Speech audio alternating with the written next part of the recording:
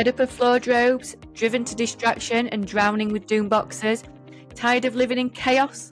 Welcome to Decluttering Untangled, how to declutter when you're overwhelmed, ADHD or autistic. I'm going to help you uncover the secrets to decluttering, no matter what hurdles you face. You'll discover how to declutter, de-stress and transform your world. I'm Heather Tingle, reformed hoarder, neurodivergent declutter queen, and your guide through the maze of mess. Let's get untangled.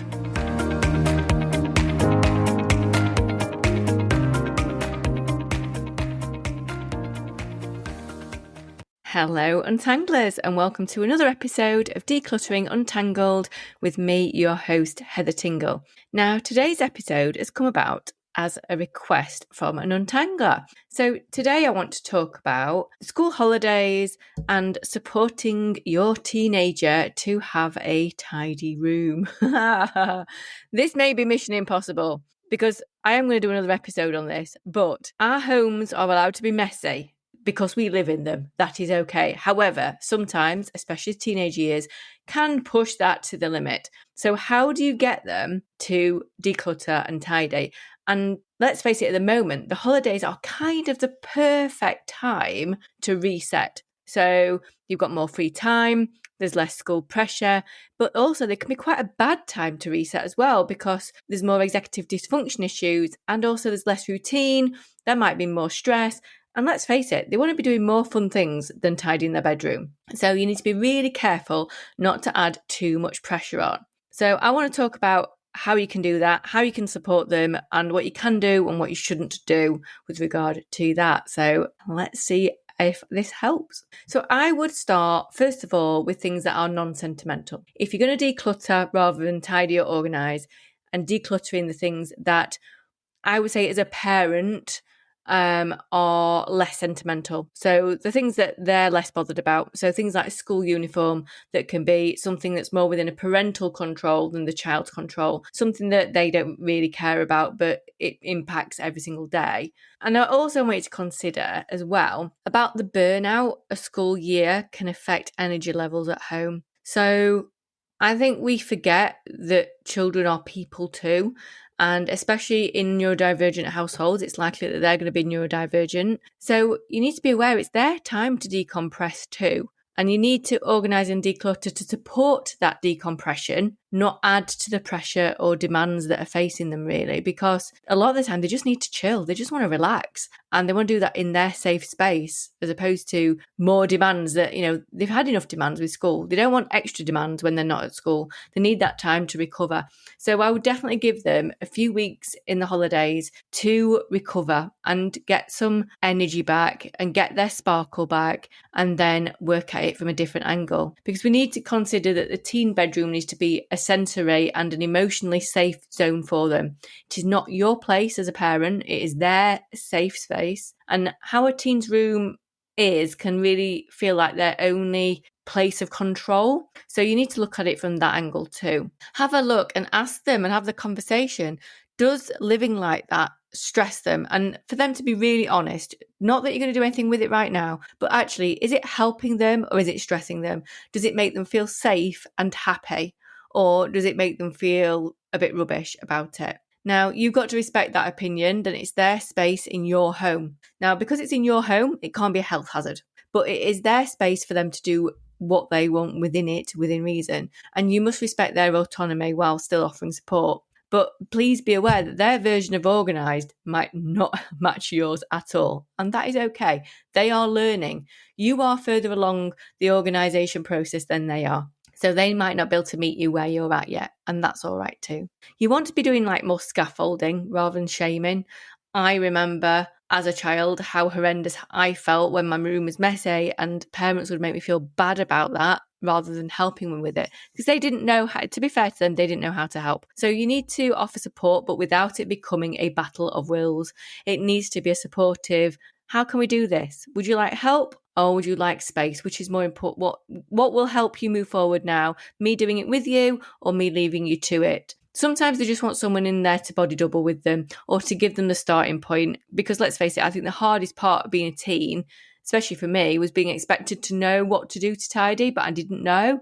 So if you imagine how overwhelming the room looks to you and you've been listening to my podcast, you've got a bit more of an idea now. Now imagine that overwhelm with no life experience, not a lot to say, and no strategies to inform you. That's one huge untangle. So it's no wonder they don't want to do it. So things like simple checklists can really help to start by tidying the room first. So in fact, I have actually got one on my website as a free download. So go and check that out. And it is very, very simple because it needs to be. It doesn't want to be like schoolwork for them. It needs to be something easy like take all your dirty pots downstairs. Pick up all your dirty clothes off the floor and put it in the laundry basket. Any that are clean, don't put in the laundry basket. I mean, that might be a step too far for some kids. But, put the things in the laundry basket. Right, now do this, now do this. And make it really simple for them. And do factor in fun with it as well and rewards as well. There needs to be some nice stuff involved because no one's going to do it out of the fun and games out of their own heart, not as a teen. They've got far more important things on their phone to be doing or with their friends. So make it a fun thing to do and give some reward as well.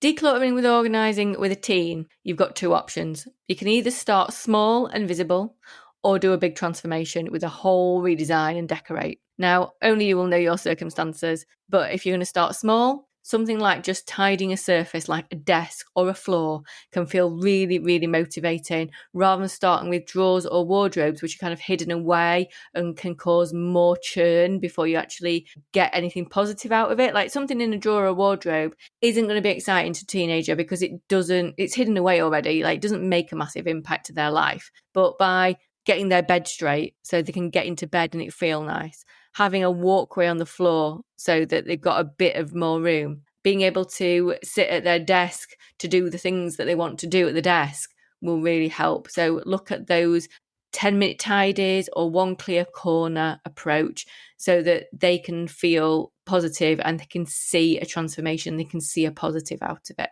Now, you can do an entire day, an entire weekend or a week to do a whole room redesign.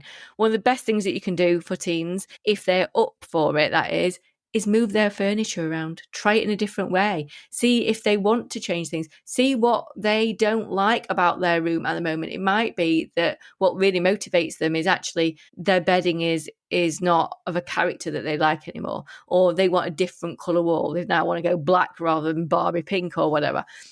Ask them, what would make you like this room more, and see if that is doable within your budget, within your energy and your time. What little things can you do? It might be that their tastes have changed, and that can be a real motivator for them to start if they think they're going to get a cool new room or a new space out of it. Also, bribery works really well. So if they want friends round, give them parameters by which they have to abide by in order to have people over. Maybe they really, really want a sleepover. And if you're brave enough and you feel comfortable inviting people into your home, then maybe that can be the real big incentive to get the room bottomed out. Make it fun so that they can enjoy it. So let them play their music, use a timer or turn it into a challenge or a game. Can they tidy their room before you tidy yours? Can they get all these things before you finish your ironing pile? Or I don't know about ironing because I don't do it, but what can they do versus what can you do, and make it quite short and sweet. And also give them permission to personalise their space. Posters, lighting, sensory-friendly additions. Have they got a sensory space? Have they got fidgets? Have they got nice dimmable lighting? Have they got multicoloured lighting? Do they have the posters on their wall? If you don't want them on the wall, I love putting them inside wardrobe doors because then they can open the doors and they see it, but you don't have the visual cluttered impacting you, but they get to see them every day too. And encourage them to find systems that work for them, not just what looks good on Pinterest or whatever it is that kids look at these days, TikTok.